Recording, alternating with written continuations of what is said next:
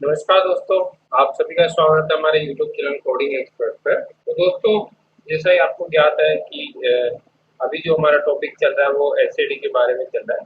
तो आज के वीडियो में हम डिस्कस करने वाले हैं structured analysis. System analysis design में स्ट्रक्चर्ड एनालिसिस क्या होता है और क्या कौन से टूल का यूज किया जाता है स्ट्रक्चर एनालिसिस में, उसके बारे में आज के वीडियो में हम इसमें चर्चा करने वाले हैं, डिस्कस करने वाले हैं। और साथ ही साथ कुछ क्वेश्चंस भी हम देखेंगे इस वीडियो के अंदर। और इसके बाद का जो वीडियो होगा वो हमारा एक क्वेश्चन आपके लिए प्री टेस्ट का पेपर होगा। तो दोस्तों, आज की वीडियो की शुरुआत करते हैं। इसके बारे में आज की वीडियो हम जानेंगे स्ट्रक्चर्ड एनालिसिस के बारे में। दोस्तों, स्ट्रक्चर्ड एनालिसिस क्या है? बेसिकली स्ट्रक्चर्ड एनालिसिस को डिफाइन किया जाए तो स्ट्रक्चर एनालिसिस एक तरीके का एक ऐसा मेथड है जो किसी भी सिस्टम को डेवलप करने के लिए उसको जो ग्राफिकल रूप में जो रिप्रेजेंट करता है वो किसके थ्रू होता है? स्ट्रक्चर्ड एनालिसिस के थ्रू। तो स्ट्रक्चर्ड एनालिसिस का मतलब क्या हुआ? सिंपल से शब्दों में मैं बोलूँ तो स्ट्रक्चर्ड एनालिसिस का मतलब ये होता है सिंपल और शॉर्ट शब्दों में कि ग्राफिकल रिप्रेजेंटेशन किसी भी सिस्टम को डेवलप करने का जो ग्राफिकल रिप्रेजेंटेशन सिस्टम है वो स्ट्रक्चर्ड एनालिसिस कहलाता है। कि किस तरीके से सिस्टम को ग्राफिकल फॉर्म में, डेटा की फॉर्म में या उसको सिंबल्स की फॉर्म में रिप्रेजेंट किया जाए। तो स्ट्रक्चर एनालिसिस का काम बेसिकली क्या है? आपके जो सिस्टम डेवलपमेंट करने का जो प्रोसेस है, सिस्टम डेवलपमेंट करने का जो प्रोसेस है उसको ग्राफिकल रूप में रिप्रेजेंट करना ही क्या कहलाता है? स्ट्रक्चर एनालिसिस कहलाता है। तो स्ट्रक्चर एनालिसिस को सिंपली लैंग्वेज में मैं डिफाइन करूँ तो वो ये है कि एक ऐसा डेवलपमेंट मेथड है जो कि बिजनेस एनालिसिस को या सिस्टम एनालिसिस को अलाउ करता है उस सिस्टम की कंप्लीट एक्टिविटी को अंडरस्टैंड करने में और उसको लॉजिकल वे में रिप्रेजेंट करने में। तो बिजनेस एनालिसिस क्या होता है या सिस्टम एनालिसिस क्या होता है? जो किसी भी सिस्टम को डेवलप करने में उसकी स्टडी करता है और उसको किस तरीके से डेवलप किया जाए इसके बारे में बताता है। क्योंकि ऐसा पर्सन जो एनालिसिस करता है, सिस्टम को डेवलप करने के प्रोसेस को एनालिसिस करता है, रिक्वायरमेंट गैदरिंग करता है, वो बिजनेस एनालिसिस कहलाता है।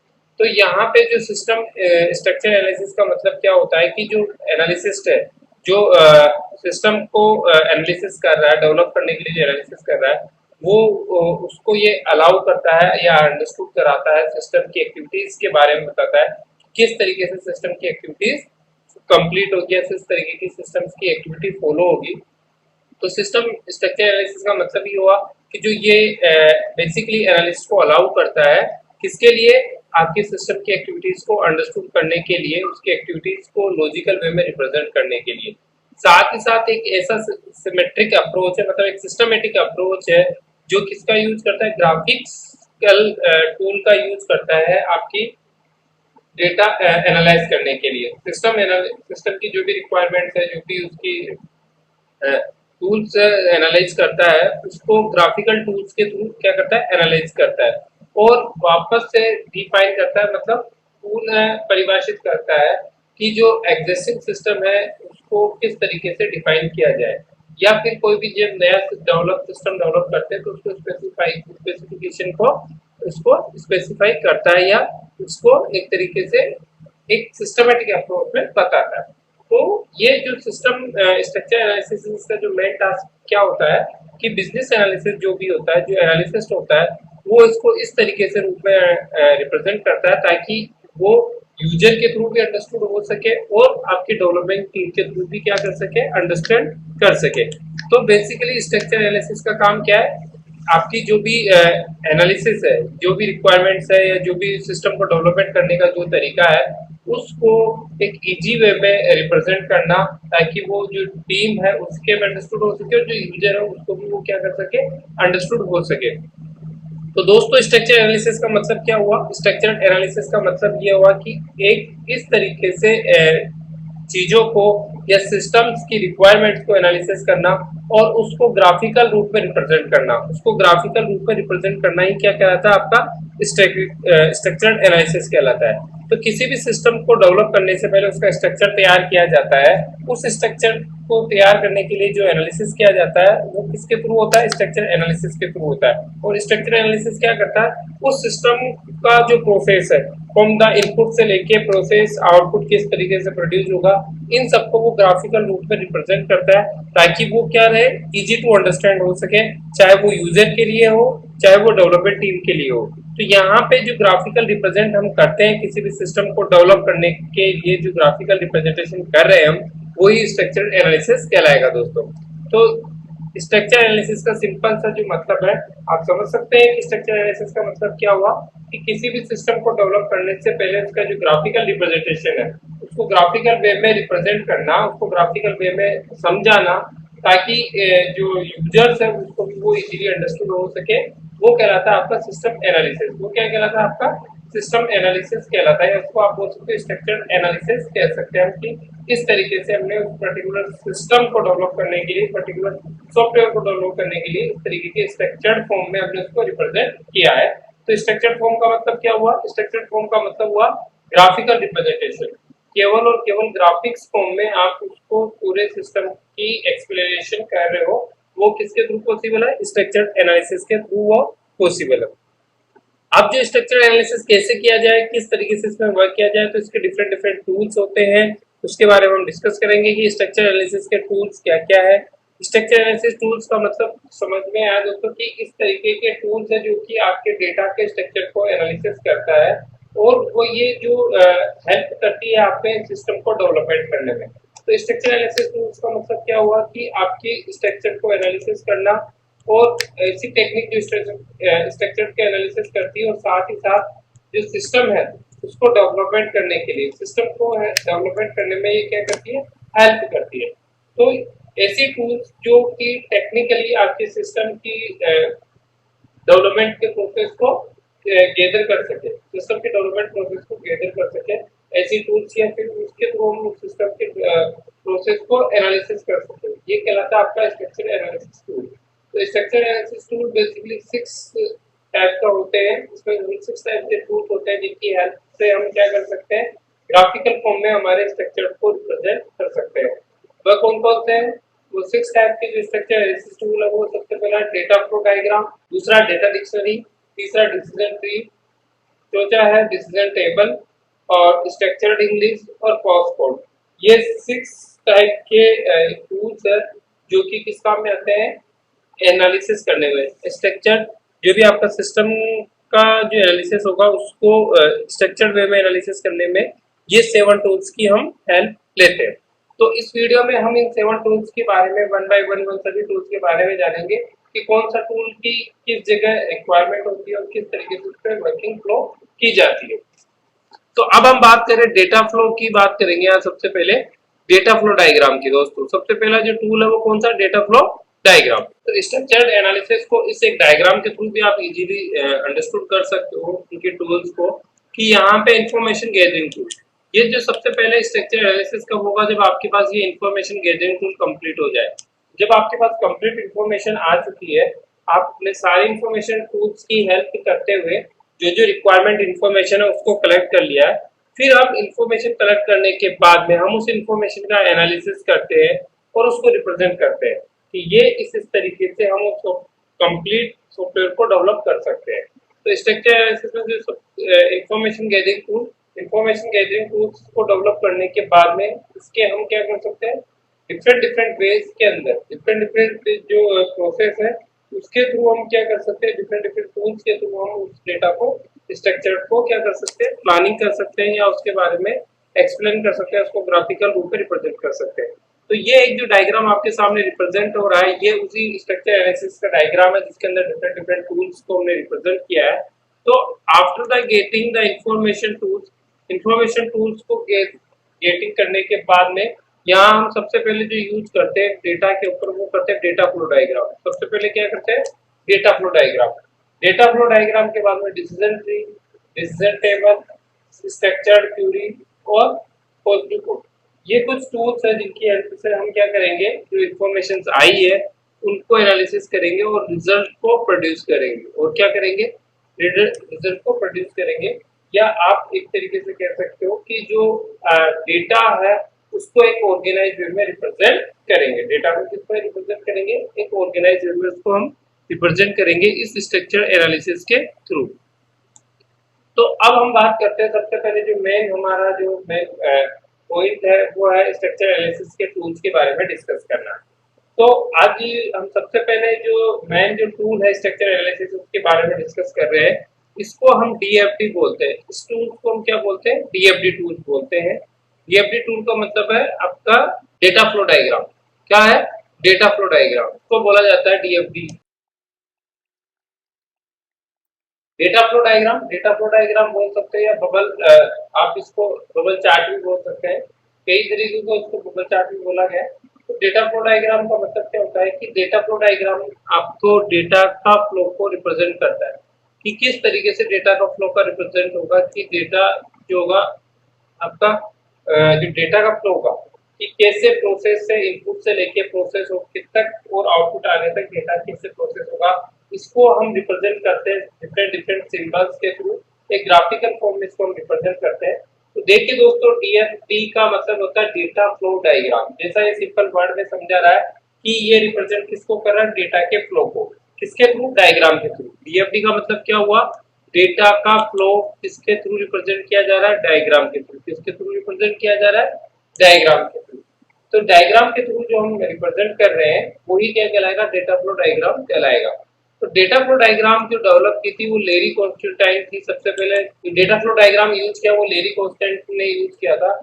इसका जो मेन गोल था, जो इसकी मेन पर्पस था, वो था कि जो रिक्वायरमेंट्स है किसी भी जो क्लाइंट की जो रिक्वायरमेंट्स है उस सिस्टम के रिगार्डिंग वो क्या करें? ग्राफिकल फॉर्म में उसको रिप्रेजेंट करें। ये क्या करें? ग्राफिकल फॉर्म में उसको क्या करें? रिप्रेजेंट करें। तो डेटा फ्लो डायग्राम क्या बता रहा है आपका कि सबसे पहले डेटा फ्लो डायग्राम का जो यूज किया लेरी कॉन्स्टेंटाइन ने यूज किया, और ये इस तरीके से एक्सप्रेस करती है इस डेटा फ्लो डायग्राम को कि जो भी रिक्वायरमेंट है किसी भी सिस्टम की जो रिक्वायरमेंट है इन्हें ग्राफिकल फॉर्म, उसको ये ग्राफिकल फॉर्म में रिप्रेजेंट करती है। तो डेटा फ्लो डायग्राम का मतलब क्या हुआ? ये it show the flow of data between various function of system and specify how the current system implemented. ये क्या शो करती है? Show the flow of data between various function of system and specify. कि यहाँ पे क्या होगा कि डेटा फ्लो डायग्राम जो है वो आपको फ्लो बताता है डेटा का, किस तरीके से जो छोटे छोटे कंपोनेंट बने हुए हैं। हम डेटा फ्लो की बात करें, हम सॉफ्टवेयर एसडीएलसी की बात करें तो कंप्लीट टास्क को करने के लिए हम क्या कर देते हैं? छोटे छोटे कंपोनेंट्स में उस टास्क को या उस वर्क को डिवाइड कर देते हैं और छोटे छोटे कंपोनेंट्स बना देते हैं। तो यहाँ पे क्या करेगा कि it show the flow of data between various function of system. तो ये क्या शो कर रहा है कि जो फंक्शंस है, डिफरेंट डिफरेंट फंक्शंस या डिफरेंट डिफरेंट सिस्टम्स के जो कंपोनेंट है, सब कंपोनेंट है या कंपोनेंट है, वो आपस में कैसे एक दूसरे से कंबाइन होंगे, किस तरीके से उनमें रिलेशनशिप एस्टेब्लिश होगा, इन सब के बारे में इसमें डिस्कस किया जाएगा कि how the current system is implemented, कि करंट सिस्टम कैसे इम्प्लीमेंटेड हो रहा है। It give an overview of what data is system process, what transformation are performed, what date are stored, what result are produced and where they flow। तो यहाँ पे जो data flow diagram का मतलब क्या हुआ कि ये आपके डेटा का फ्लो करता है बिटवीन वेरियस फंक्शन। छोटे छोटे कंपोनेंट्स के जो डिफरेंट डिफरेंट फंक्शंस हैं उनको क्या करता है? उनके बीच में डेटा का फ्लो को शो करता है। इसी के साथ साथ ये स्पेसिफाई करता है कि how the current system is implemented, कि किस तरीके से करंट सिस्टम्स है जो किस तरीके से आपका करंट सिस्टम इम्प्लीमेंट हो। It give an overview of what data a system process. ये हमें ओवरव्यू देता है कि किस तरीके से कोई भी जो सिस्टम है वो किस तरीके से क्या करे? प्रोसेस करे या ट्रांसफॉर्म करे या परफॉर्म करे, एंड कैसे डेटा को स्टोर किया जाए, क्या रिजल्ट आए, किस तरीके से डेटा प्रोड्यूस हो रहा है, कैसे वो इनपुट से लेके एंड तक आउटपुट तक डेटा का फ्लो हो रहा है, ये सब इसी डेटा फ्लो डायग्राम में डिस्कस किया जाता है। तो सिंपल सा यदि बोले जाए डेटा फ्लो डायग्राम या बबल चार्ट, वो सिंपल सा है कि डेटा फ्लो डायग्राम जो है वो किससे यूज होता है? डेटा फ्लो डायग्राम जो है आपका किसी भी बेसिकली बोला जाए कि जो हम सिस्टम जब डेवलप कर रहे हैं तो उसका जो ग्राफिकल रिप्रेजेंटेशन है या जो डेटा का प्रोसेसिंग है कि किस तरीके से डेटा को इनपुट की फॉर्म में डेटा आ रहा है, वो प्रोसेस होकर कैसे आउटपुट तक प्रोड्यूस हो रहा है। तो यहाँ पे ये कि डेटा फ्लो डायग्राम क्या शो करता है? इन्हीं चीजों को ये शो करता है कि डेटा के अंदर आपका जो सिस्टम है या जो भी सॉफ्टवेयर है वो कैसे इनपुट टेकअप करेगा, कैसे इनपुट लेगा, कैसे उनको प्रोसेस करेगा और आउटपुट आपको प्रोड्यूस करेगा। तो डेटा फ्लो डायग्राम में इस सब चीजों को एक ग्राफिकल फॉर्म में रिप्रेजेंट किया जाता है। और उसका जो मेन पर्पज है डेटा फ्लो डायग्राम का वो क्या है कि किस तरीके से डेटा को स्टोर किया जाए और रिजल्ट उसका वैसे की वैसे रहे। डेटा को स्टोर किस तरीके से किया जाए, उसको परफॉर्म कैसे किया जाए, इसी के साथ साथ फिर डेटा फ्लो का रिजल्ट होगा वो क्या होगा, इन सभी के बारे में डेटा फ्लो डायग्राम में डिस्कस किया जाता है। अब हम यहाँ पे बात करेंगे कि डेटा फ्लो डायग्राम जो है, अब जो दूसरा टॉपिक है that is element of DFD. Data flow diagram के क्या क्या एलिमेंट हो सकते हैं, मतलब जो डेटा फ्लो डायग्राम को हम जो रिप्रेजेंट कर रहे हैं उसके एलिमेंट क्या क्या हो सकते हैं उसके बारे में डिस्कस करेंगे। तो डेटा फ्लो डायग्राम के एलिमेंट्स को दोस्तों यहाँ पे रिप्रेजेंट किया हुआ है कि जो यदि रेक्टेंगल है, ये आपका रेक्टेंगल है, ये किसको रिप्रेजेंट कर रहा है, एक्सटर्नल एंटिटी को। तो एक्चुअल में जो डेटा फ्लो डायग्राम में हमने डीबीएमएस में देखा, जो डेटा स्टोर होता है वो टेबल्स की फॉर्म में स्टोर होता है, उसका एक स्ट्रक्चर होता है जिसके में जाके वो डेटा क्या होता है, सेव होता है। तो यहाँ पे जो डीएफडी के अंदर एक्सटर्नल एंटिटीज है, कुछ भी एक्सटर्नल एंटिटीज का मतलब कि आप आउटपुट दोगे, किस तरीके से आउटपुट के बारे में इन्फॉर्म करोगे, वो सब एक्सटर्नल एंटिटीज है जो कि इस काम में आती है आपके एक आउटपुट इनपुट पर देने के लिए, सिस्टम को इनपुट देने के लिए ये यूज की जाती है। एक्सटर्नल एंटिटी है, यदि बाहर से हम और एक्स्ट्रा इनपुट देना चाहे तो उसको किस तरीके से पॉसिबल है, वो एक्सटर्नल एंटिटी के थ्रू। इसको रिप्रेजेंट किया जाता है आपके किस फॉर्म में, रेक्टेंगुलर फॉर्म में या रेक्टेंगुलर शेप में इसको रिप्रेजेंट किया जाता है। उसके बाद में जो सेकंड स्टेप आती है, सेकंड डेज है, उसके अंदर आपको जो रिप्रेजेंट किया जाता है वो होगी थर्ड पे आपके सॉरी प्रोसेस है। तो यहाँ पे जो प्रोसेस है उसको रिप्रेजेंट किया जाता है राउंड सर्कल से। आफ्टर इनपुट देने के बाद में डेटा का जो प्रोसेस होता है वो कौन करता है, प्रोसेसिंग टूल डेटा का प्रोसेस करती है। तो ये एक्स्ट्रा एंटिटी के बाद में आपका जो प्रोसेस टूल है उसको रिप्रेजेंट किया जाता है किस फॉर्म में, आपके सर्कल के फॉर्म में उसको रिप्रेजेंट किया जाता है। जो प्रोसेस किया जाता है वो किस फॉर्म में किया जाएगा, ये होगा प्रोसेस। तो ये एक तरीके से सिंपल सा रिप्रेजेंटेशन है प्रोसेस का। प्रोसेस रिप्रेजेंट होने के बाद में जो रिप्रेजेंट किया जाता है वो है आपका आउटपुट। वो क्या है, आउटपुट है आपका। देन आपका जो आउटपुट है वो रिप्रेजेंट किया जाएगा इससे, यहाँ पे भी एक रेक्टेंगल फॉर्म में रिप्रेजेंट किया जाता है, बट उसका जो वन साइडेड है वो एक इस तरीके से रिप्रेजेंट किया जाता है। तो यहाँ पे रेक्टेंगुलर फॉर्म में ही किसको रिप्रेजेंट किया जाता है, आउटपुट को प्रेजेंट किया जाता है। डेटा के प्रोसेस करने के बाद में जो आउटपुट आता है उसको प्रोड्यूस किया जाता है एलिमेंट ऑफ डीएफडी के अंदर। इसी के साथ साथ यदि हम वन एरो का यूज करते हैं तो ये आपको शो करता है डेटा का फ्लो, कि डेटा कहाँ से कहाँ फ्लो हो रहा है। जैसे अभी यहाँ पे वन एरो शो हो रहा है तो यहाँ पे डेटा एक्सटर्नल एंटिटी से कहाँ प्रोसेस हो रहा है, आपका डेटा का फ्लो हो रहा है, एक्सटर्नल एंटिटी से प्रोसेस से डेटा का फ्लो हो रहा है। तो डेटा कहाँ से कहाँ मूव हो रहा है, एक एक्सटर्नल एंटिटी से प्रोसेस तक डेटा मूव हो रहा है और उसको हम रिप्रेजेंट करते हैं डेटा फ्लो डायग्राम के थ्रू। तो एरो के थ्रू जो रिप्रेजेंट किया जाता है वो डेटा का फ्लो रिप्रेजेंट किया जाता है बिटवीन बेसिकली टू एलिमेंट्स के बीच में, जो कंपोनेंट्स सिस्टम के उनके बीच में कैसे डेटा का फ्लो हो रहा है उसको हम रिप्रेजेंट करते हैं एरो के थ्रू। तो डेटा फ्लो के अंदर क्या होगा कि जो इसको इस तरीके से रिप्रेजेंट किया जाता है कि एरो से दो यदि कंपोनेंट्स के बीच में यदि कहीं एरो का साइन लगा हुआ है तो इसका मतलब क्या होगा कि इन दोनों के बीच में डेटा का फ्लो हो रहा है। और यदि डेटा को यदि स्टोर कर रहे हैं तो इसको हम डबल लाइन के थ्रू रिप्रेजेंट करते हैं, जहाँ पे हम क्या करते हैं, डेटा को स्टोर किया जा रहा है। तो बेसिकली जो डेटा स्टोर किया जाता है वो आपकी टेबल्स की फॉर्म में स्टोर किया जाता है। जैसा कि हमने डीबीएमएस में देखा था कि डेटा को स्टोर करने का जो तरीका होता है वो किस तरीके से स्टोर किया जाता है, डेटा को आपके टेबल्स की फॉर्म में स्टोर किया जाता है। तो basically elements of DFD data flow diagram के जो एलिमेंट्स है वो है आपके इनपुट एलिमेंट्स बोल सकते हो या एक्सटर्नल एंटिटीज बोल सकते हो, जो दूसरा प्रोसेस, थर्ड है उसका आउटपुट, डेटा फ्लो और डेटा स्टोरेज। ये कुछ एलिमेंट्स है डेटा फ्लो डायग्राम के थ्रू, जिसके थ्रू हम क्या कर सकते हैं, इन एलिमेंट्स की हेल्प लेते हुए हम डेटा फ्लो को एक ग्राफिकल वे में रिप्रेजेंट कर सकते हैं। तो ये था हमारे आज के जो डेटा फ्लो डायग्राम के बारे में और एलिमेंट ऑफ डीएफडी के बारे में। तो आज का जो वीडियो रहा हमारा दोस्तों वो डेटा फ्लो डायग्राम और उसके एलिमेंट्स के बारे में डिस्कस किया, प्लस स्ट्रक्चर एनालिसिस के बारे में हमने डिस्कस किया। अब इसी के साथ साथ एक और चीज हम डिस्कस करना चाह रहे हैं इस वीडियो के अंदर, वो होगा कि टाइप्स ऑफ डीएफडी। जो डीएफडी है डेटा फ्लो डायग्राम है उसके कितने टाइप्स होते हैं। तो डीएफडी को बेसिकली दो टाइप से रिप्रेजेंट किया जाता है स्ट्रक्चर एनालिसिस के अंदर। जो डीएफडी है डेटा फ्लो डायग्राम है उसको दो तरीके से हम रिप्रेजेंट कर सकते हैं। एक फिजिकल डीएफडी होता है, एक लॉजिकल डीएफडी होता है। दो तरीके से हम डीएफडी को रिप्रेजेंट करते हैं, physical DFD and logical DFD. देखिए physical DFD basically implementation dependent है कि किस तरीके से आपका जो पर्टिकुलर सिस्टम है वो इम्प्लीमेंट होगा। जो फिजिकल वे में जो रिप्रेजेंट कर रहा है ये शो करता है फंक्शनल, किस तरीके से फंक्शनल परफॉर्म कर रहे हैं। यहाँ पे फिजिकल डीएफडी के थ्रू हम यदि data flow diagram physical DFD के थ्रू रिप्रेजेंट कर रहे हैं तो ये शो करेगा फंक्शंस क्या परफॉर्मेंस कैसे हो रहा है, किस तरीके से फंक्शंस को परफॉर्म किया जा रहा है।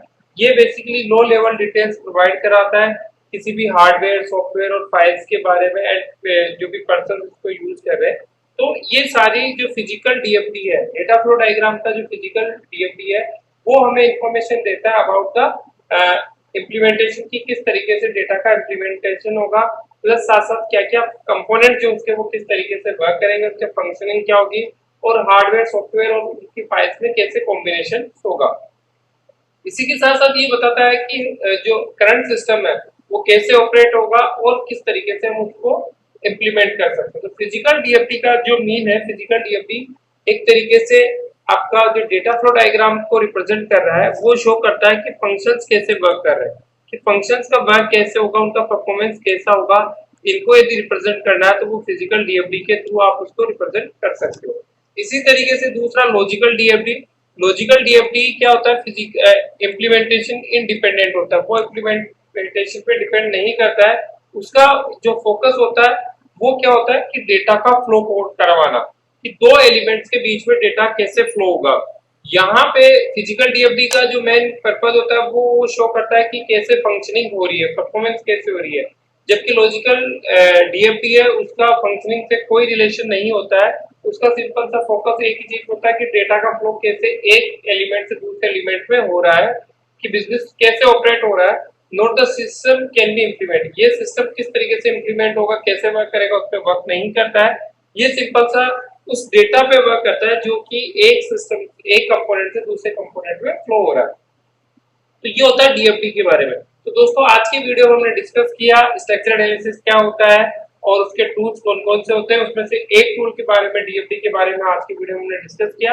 एक मैं वापस से आपको समराइज करना चाहूंगा कि स्ट्रक्चर एनालिसिस का मतलब क्या होता है कि सिस्टम को डेवलप करने के लिए जो ग्राफिकल रिप्रेजेंटेशन कर रहे हैं, किसी सिस्टम को डेवलप करने पर उसको जो ग्राफिकल वे में हम जो रिप्रेजेंट कर रहे हैं वो स्ट्रक्चर्ड एनालिसिस कहता है। तो स्ट्रक्चर एनालिसिस का मतलब क्या होता है, किसी भी सिस्टम को डेवलप करने के लिए जो उसका ग्राफिकल रिप्रेजेंटेशन है वो स्ट्रक्चर्ड एनालिसिस कहलाता है।